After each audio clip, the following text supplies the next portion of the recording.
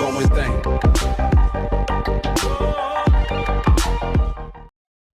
Hello viewers, আসসালামু আলাইকুম।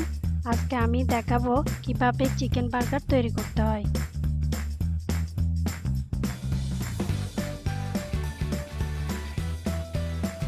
উপকরণগুলো আমি একটি প্লেটে সাজিয়ে নিলাম।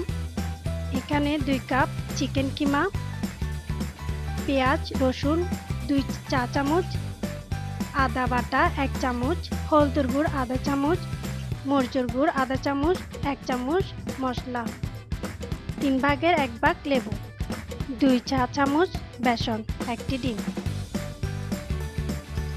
এখন এগুলো আমি অল্প অল্প করে সবগুলা মিশাবো। একসাথে সবগুলা মিশাবো না। প্রথমে আমি মরিচ, মশলা, হলুদ এগুলো আস্তে আস্তে করে মিশাবো, যাতে মাংসের সাথে ভালো করে মিশ্রণগুলো মিশে যায়। তাহলে মশলাগুলো ভালোভাবে মাংসের সাথে মিশে যাবে।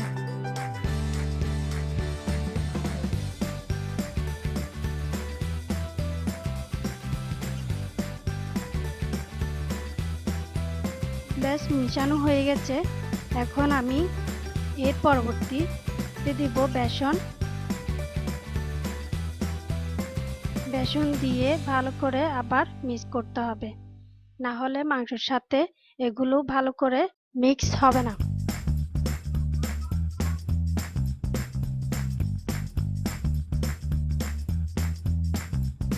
বেশ হয়ে গেছে মিশানো। এখন আমি দিয়ে দিব স্বাদ মতো লবণ, এরপর দিয়ে দিব সয়া সস, এখন দিব ডিম।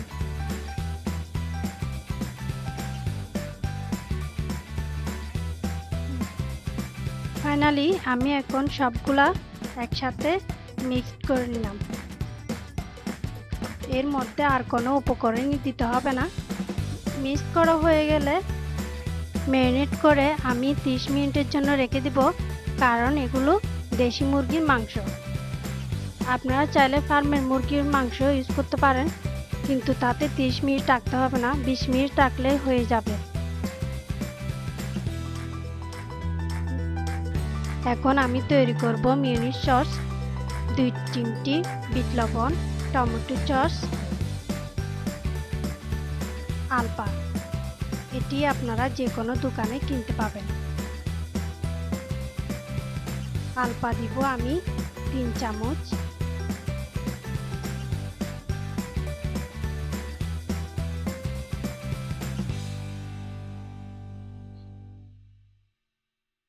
এখন দিব 2 চামচ টমেটো সস।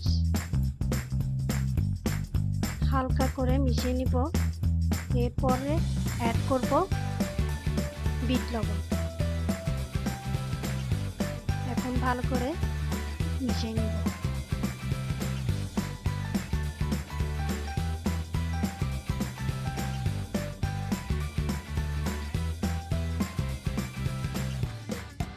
এখন আমি বার্গারের পেটিগুলো ভাজবো।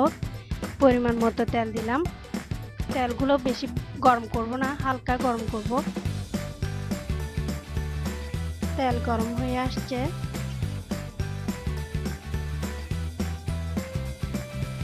এখন চিকেন কিমাগুলো গোল গোল করে ভেজে নিব।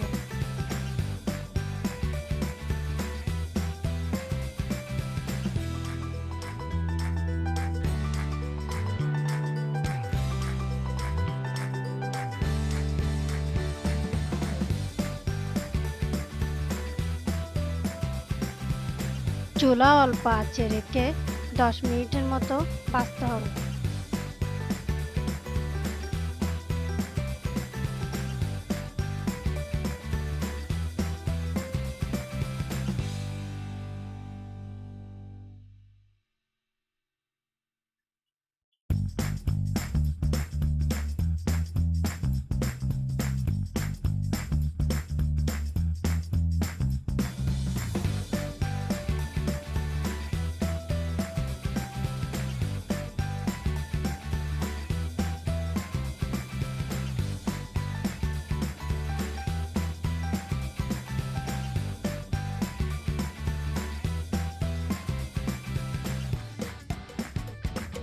পেটিগুলোর এক পাশ ভাজা হয়ে গেছে,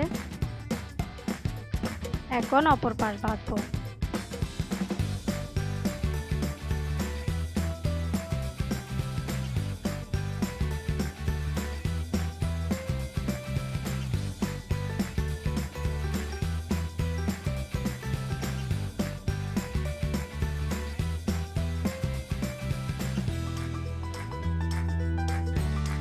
বার্গারের পেটিগুলো হয়ে গেছে, এখন আমি চুলা থেকে নামাবো।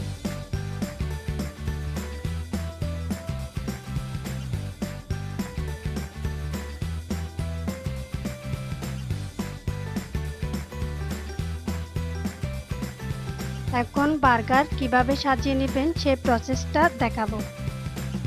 বানে লাগিয়ে নিলাম মেয়োনিজ সস। এই বানটা আপনারা চাইলে ঘরেও বানাতে পারেন অথবা যে কোনো দোকান থেকেও কিনতে পাবেন, কিন্তু আমি বানটা দোকান থেকে কিনে নিয়েছি।